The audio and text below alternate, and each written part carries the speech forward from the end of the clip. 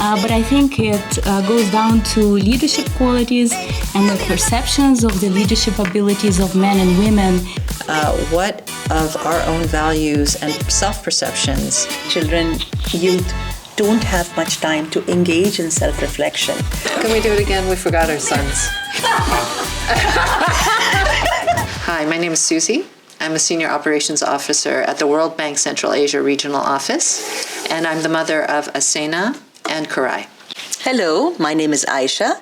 I work at the World Bank as a lead education specialist, and I am the mother of Rabia and 2 other boys who are not at this school.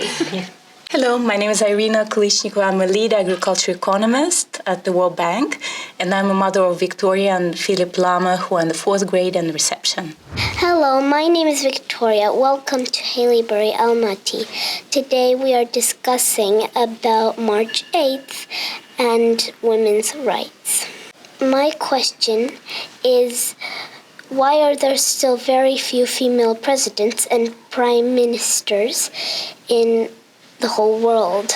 It's really quite philosophical and very deep, Victoria, but I think it goes down to leadership qualities and the perceptions of the leadership abilities of men and women, and we have to recognize that they are not the same around the world, and in some countries women don't have equal rights with men, and actually it's hard to believe that only 100 years ago women got the right to vote in the United States and in the UK. So in 100 years, the world hasn't moved that far. So we don't see very many women in top leadership position in the countries. But do you know actually who was the woman who was the first head of chairman actually of the presidium? She was from a Republic of Tuva, which was, she's now part of Russia. At some point it had independence, and she was the first female leader. But the first democratically elected president was the president of Iceland. These rules that are made up in social systems are exactly that. They're made up. And we're sitting here in a country in Kazakhstan, and thousands of years ago, there were female warriors called the Amazons. And the ancient Greeks wrote about these Amazons because they were such fierce fighters and superior leaders, and they even defeated Alexander the Great. I think over time, if you dig into history, you'll find that there were many, many women who were leaders and who are strong. But societies form, groups form, and they make up rules. So it's up to us to work towards understanding that these rules are not natural. These are rules that people think up. You know, the human brain is so powerful with great imagination, and someone imagined that women should be kept without power. When I read Elizabeth Blackwell's life story, she is a female doctor, the first one actually, and she had a really hard life trying to become a doctor. So my question is, why do females have to work so hard in order to become something? It's not really fair. There was a perception or even rules written about what professions that women should do versus men. In some of our countries in Central Asia, there are still laws that restrict women from accessing certain jobs.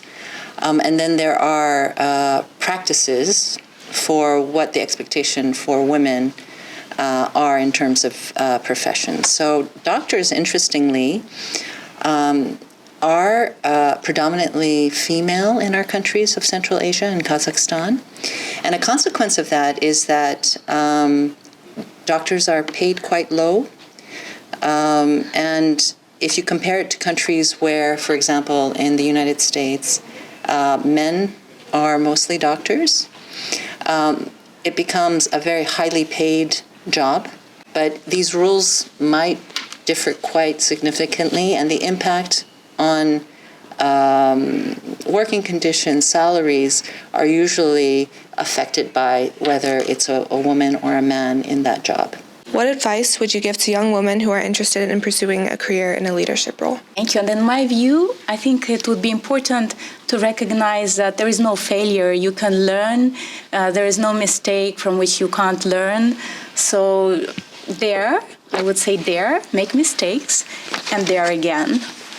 The one piece of advice I would give is that you ask yourself what it is that you want, and not what it is that your parents, your teachers, your community, or anybody else wants. I think it's a question that you have to keep on asking yourself throughout life, because the answer will change. But it's very, very important to understand what is inside of you and not coming from society. I know we kind of covered this question a bit with Victoria, but how has it been being a woman in a male-dominated society and in your job? So we had a program to basically recruit young girls who had finished or were just about to finish their primary schooling, who wanted to become teachers, to come back into the system. I still remember the story of this one lady who walked into my office with her father-in-law. She was 24? 24, 25, I would say. She had 9 children. Oh, wow. 9 children by that age. Wow. And she came with her father-in-law, yes, to say, you know what, I want to be a female teacher. I love my children, I love my family, I love my job, I loved my studying. Now I'm ready, I want to be a teacher. And her father-in-law was the one who was literally begging us, please, please take her on because she is really fantastic. When she's at home, all 9 kids, the whole family is in order. So this was a very interesting story about opportunities that are not necessarily available also systemically, and sometimes that's all you need. Well, that's really interesting that is sad to hear, but maybe we could think about the future and what you could do to change that. And I think it's important to think, you have a lot of opportunities at Haileybury, but we commonly hear that getting an advanced education in STEM, in sciences, in technology, in mathematics, in addition to developing leadership skills and business management skills is really, really important for becoming the leaders of the future, because increasingly the job force, and we've had so many conversations about this and about Kazakhstan and Uzbekistan where we work together, how the job force is changing because of climate change, the need for developing green and sustainable jobs. And it's so important to promote diversity, to promote gender diversity and ethnic diversity in the leadership position in the companies in the future. So you're so well positioned, but I would encourage all the women in particular to really do their best to excel in the sciences part as well as developing and giving themselves the opportunity to develop their leadership skills so that you have more opportunities in the future to change the world the way it is now. Don't think about the past. You are charting your future. Look forward, learn from the past, and keep moving forward because you have a different world to create for yourself. Baby, tell me